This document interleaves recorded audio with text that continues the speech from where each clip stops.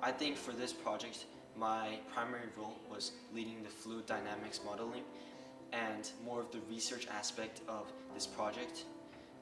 I think whereas other of my team members, they may have focused more on the physical aspect and the designing aspect, I more so focused on like the rigorous or the proof behind our idea. I think for this project, I'm most proud of the rigorous math behind our idea and specifically like the buoyancy dynamics. I think for me, my personal thoughts on creativity is that more like the destination and the science, like the scientific aspect is more of like how to get to the destination, like the route. And also like we wouldn't have gotten anywhere without being able to prove our like creative idea. Obviously it's a very creative idea with like rigorous like theorems and math and proof. I think that's how we kind of incorporated science and creativity together. Our solution is different from existing renewable energy source because instead of using light energy or wind and relying on large lands, we decided to use ocean as an energy source. The ocean covers 71% of the Earth, and the wave is predictable and consistent, so we thought it best fits to our renewable sources. To further improve our durability, we could add more hinges between parts so that the pressure in parts could spread it out.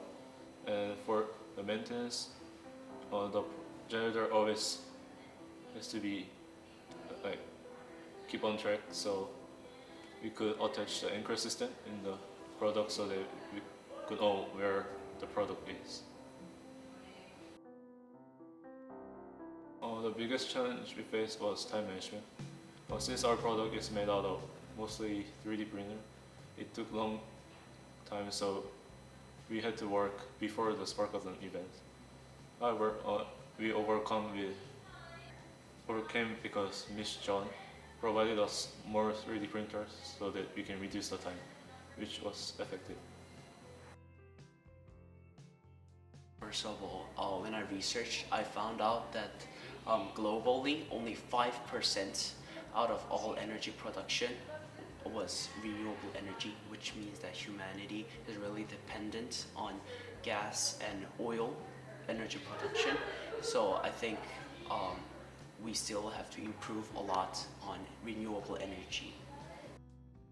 When I researched about renewable energy in general, we found that a lot of natural resources was used to make renewable energy like solar energy, wind energy, but we thought that 71% of our Earth's surface is covered by ocean, which has wave power, but we wondered why people didn't use any wave energy as a renewable energy transmission, so that kind of surprised me during the research.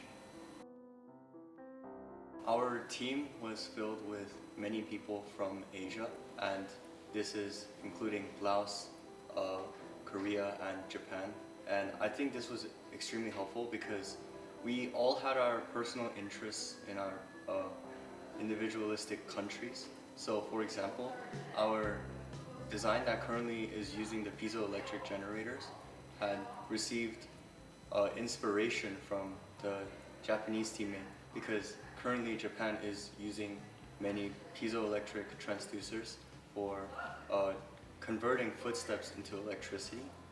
And our team also had a very diverse level of intelligence in specific fields. So for example, the teammate Ian had lots of knowledge when it comes to 3D modeling, and that helped us create the 3D print for the actual design. For any future participants, I think that a very important lesson is you should really think about your first idea. When you come up with an idea for solving a specific problem, you need to make sure that it's strong so that you're actually working towards a successful goal. I think that we did spend quite a lot of time when it comes to the planning phase. We wanted to make sure that whatever we created was actually going to land us this spot. So I think you should heavily consider what you're making, why you're making it, and how you're going to come through with the plan. What really stood out to me was how well the team collaborated, and that's also something that the judges noticed. It really allowed every student to shine in their own way. They did a project on wave energy and piezoelectricity, and that was really an innovative way of creating a solution for real-world problems.